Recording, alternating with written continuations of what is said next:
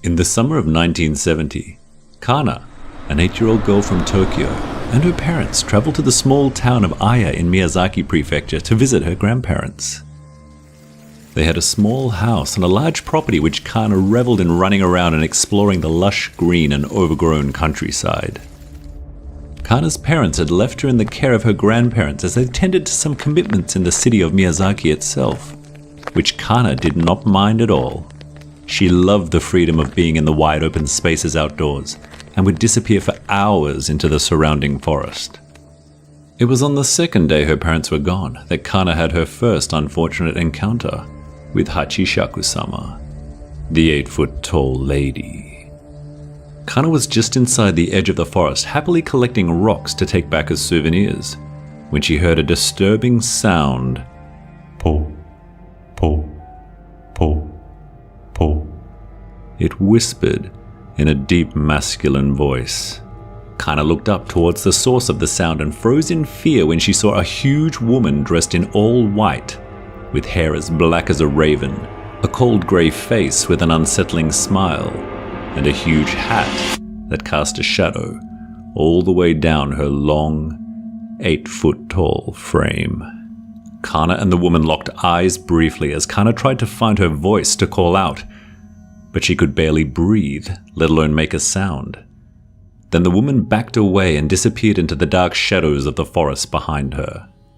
Kana, struggling to get her legs to work properly, ran back to the farmhouse immediately and told her grandma what she had seen. Once Kana's story had been properly relayed and the gravity of the situation set in, her grandma's demeanor quickly became deadly serious. She grabbed Kana by the arms and demanded to know exactly what she had seen and heard. As Kana explained, her grandma began to weep. The grandmother quickly relayed what had happened to her husband, who, in shock, rushed to the phone to try and contact Kana's parents. They were not at their hotel, and so a message was left with the concierge. Kana, now scared and confused, asked what was going on and why everyone seemed to be in such a panic. Her grandfather sat her down and stared deep into her eyes. "Listen closely, Kana," he started. "It seems you've been chosen by Hachishaku-sama, and unless we can protect you, she will abduct you, like she did several other children in this area, decades ago." Kana was now in tears. What she had just been told terrified her, yet she couldn't help but want to know more. "Who is Hachishaku-sama?" she then asked. Her grandfather went on to explain. "No one knows her origins," he said.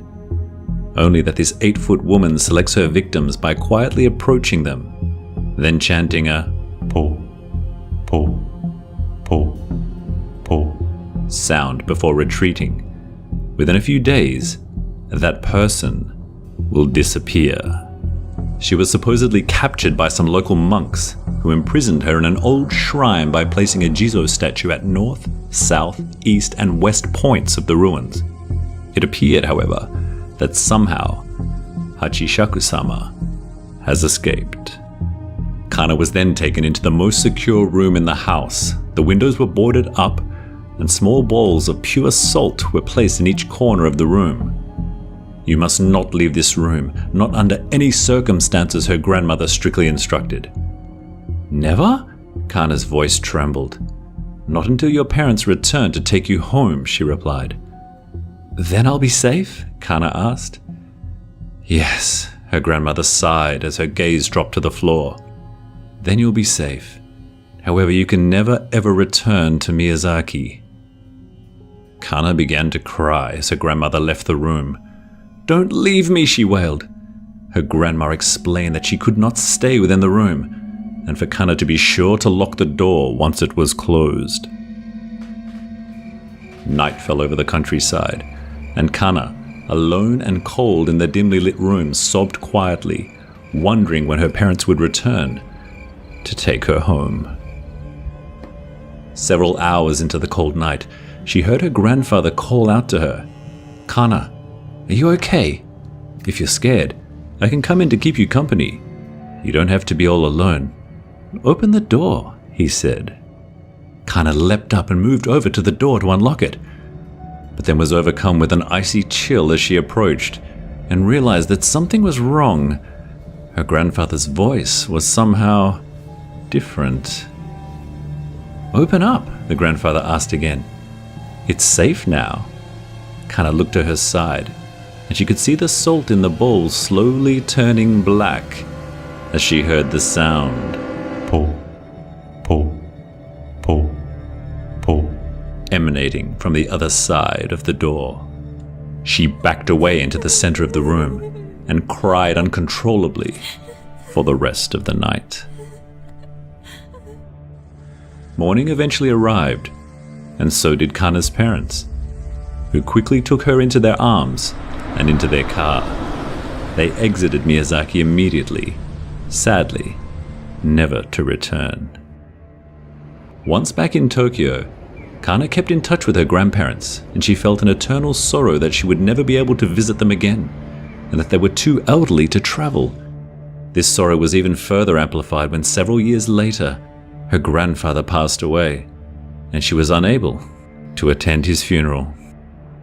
Then, just last week, Kana's grandmother called to give her some terrible news. She had been diagnosed with cancer. Her grandmother then asked Kana if she would come see her one last time before she died. Kana was confused. "But, Grandma," she started, "it's not safe." "It's fine," her grandmother went on. "That all happened a long time ago.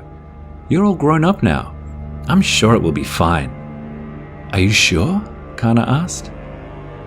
"I'm sure," came the reply, along with the bone-chilling pull, pull, pull, pull, which made Kana drop the phone, retreat into the corner of the room, and relive the horrific feelings she had felt that night when she was in her grandparents' home, alone in the dark.